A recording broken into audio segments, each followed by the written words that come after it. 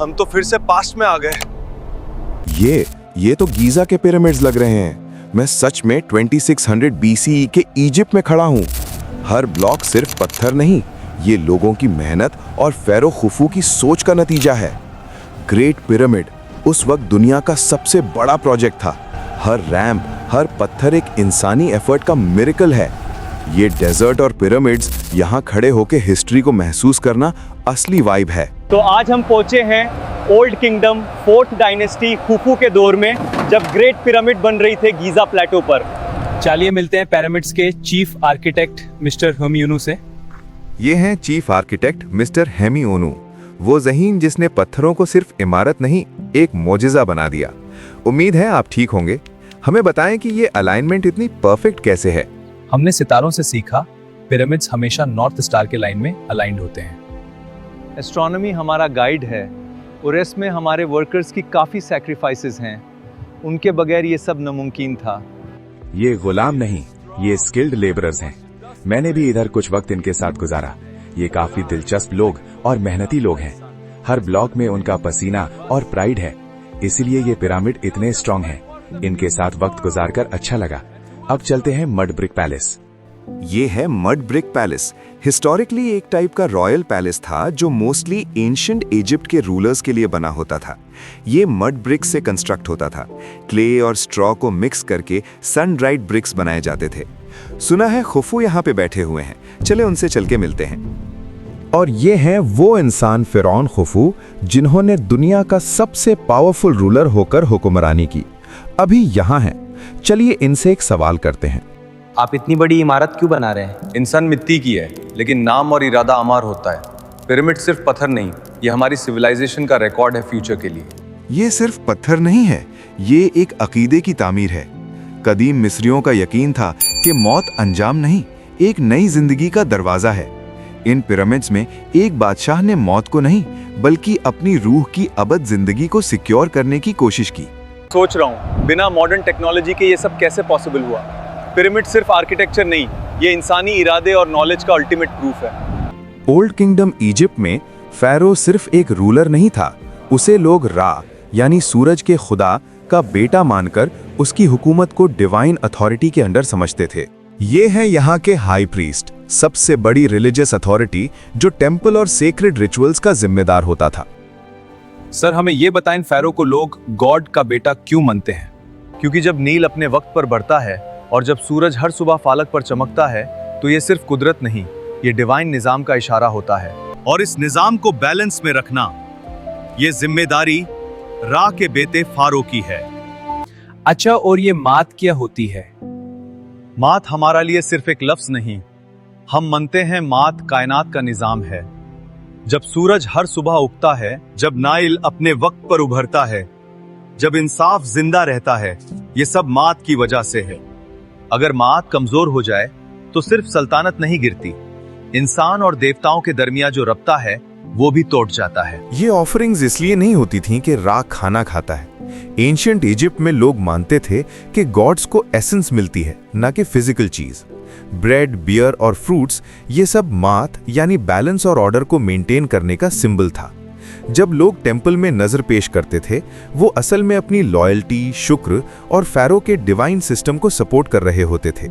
ये सिर्फ इबादत नहीं थी, ये पूरी स्टेट और रिलीजन का निजाम था। ये है स्क्राइब वर्कशॉप। यहाँ सिर्फ लफ्ज नहीं तराशते, यहाँ हर मजदूर, हर पत्थर और हर अनाज का हिसाब रखते हैं ताकि फेरो की सल्तनत का निजाम सही रहे। और ये है स्नेफेरू का बेटा, खुफू का रिलेटिव मिस्टर नेफरमाट। इनसे पूछते हैं ये क्या कर रहे हैं। सर क्या आप मुझे बता सकते हो अब क्या लिख रहे हो? ये रिकॉर्ड्स है फारो के लिए अनाज का हिसाब, वर्कर्स की अटेंडेंस और tax details. Old kingdom Egypt में सिर्फ स्क्राइब्स ही ये सब लिख सकते थे। जो लिखता है वही हिस्ट्री और सोसाइटी का सच संभलता है। हायरोग्लिफ्स सिर्फ लेटर्स नहीं, ये तस्वीरों की जबान है। हर सिंबल जैसे बर्ड आई, एनिमल, सबको अपनी मीनिंग है और उन्हें सही जोड़कर हम फारो के ऑर्डर्स, हिस्ट्री और डेली लाइफ को रिकॉर्ड करते हैं। तो मतलब स्क्राइब्स सिर्फ लिखते नहीं, वो सोसाइटी के मेमोरी कीपर भी हैं। बिल्कुल, हम लिखते हैं और इसी से सोसाइटी का हर फैसला और हिस्ट्री जिंदा रहती है। ये है पेर नेफर यानी हाउस ऑफ ब्यूटी, जहां ममीफिकेशन होती थी। यहाँ एम्बाल्मा प्रीस्ट्स जिस्म को केयरफुली प्रिजर्व करते थे। नेट्रॉन से सुखाया जाता, फिर लिनन की लेयर्स में लपेटा जाता। ये प्रोसेस लगभग 70 दिन तक चल सकता था। ये हैं हैरी सेश्ता, परनेफर के चीफ एम्बाल्मर प्रीस्ट। इनका काम जिस्म को महफूज करना, रूह के सफर को मुकम्मल बनाना है। सेश्ता ममिफिकेशन के प्रोसीजर में मसरूफ़ थे, लेकिन मेरी बात हो गई है उनके जूनियर से, वो फ्री हो गए हैं। अभी चल के उनसे बात करते हैं। सर, आप लोग जिस्म को प्रिजर्व क्यों करते हैं? क्योंकि हमारे अकीदे के मुताबिक इंसान सिर्फ जिस्म नहीं है, उसकी रूह के 2 पहलू हैं, का और बा। अच्छा, ये का और बा क्या होते हैं? का जिंदगी की एनर्जी है जो कब्र पर वापस आती है, और बा शख्सियात और याददाश्त का हिस्सा है जो आज़ाद परिंदे की तरह सफ़र करता है।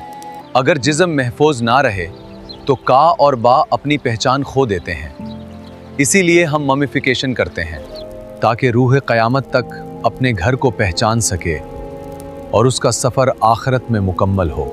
ये सिर्फ एक पेंटिंग नहीं, ये एंशिएंट इजिप्ट के अकीदे का आईना है। उनका यकीन था कि मौत के बाद रूह एक डिवाइन कोर्ट में पेश होती है। वहां दिल, इंसान की ज़मीर और नीयत का मरकज, एक तराजू पर रखा जाता, और दूसरी तरफ होते थे माट के पर, सच और कॉस्मिक इंसाफ की निशानी। स्केल पर निगरानी करता था अनुबिस।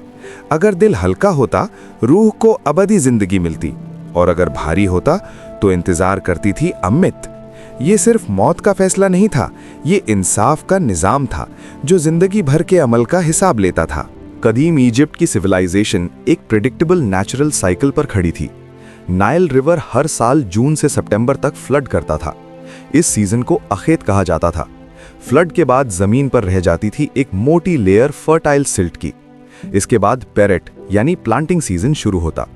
फिर शेमू, हार्वेस्ट का वक्त। यानी इजिप्ट का कैलेंडर भी नाइल के रिदम पर चल रहा था। एग्रीकल्चर सिर्फ रोजगार नहीं था, बल्कि टैक्स सिस्टम, ट्रेड और स्टेट पावर का फाउंडेशन था। अगर फ्लड सही लेवल पर आए तो प्रॉस्पेरिटी, अगर ना आए तो फैमिन। इसलिए अगर किसी को इजिप्ट का असल आर्किटेक्ट कहा जाए तो वो इंसान नहीं बल्कि नाइल था। इनसे मिलिए, ये हैं overseer of fields mister Imi Arsekhet, Nile के खेतों का निगरान, इजिप्ट की खुशहाली का जिम्मेदार। सर, हर साल जो फ्लड आता है, क्या इससे आपको नुकसान होता है या फायदा? ये फ्लड हमारे लिए रहमत है। जब नाइल रिवर अपने किनारे से बाहर निकलता है तो सत लाता है काली जरखेज मिट्टी। इसी मिट्टी से हम गेहूं और जौ उगाते हैं। फ्लड के बगैर जमीन बंजर हो जाती। तो इसका मतलब इजिप्ट की सारी इकोनॉमी इस पानी पर डिपेंड करती है? बिल्कुल। फ्लड का टाइम, बीज बोने का टाइम और फसल काटने का टाइम होता था, सब नाइल के निज़ाम पर चलता है।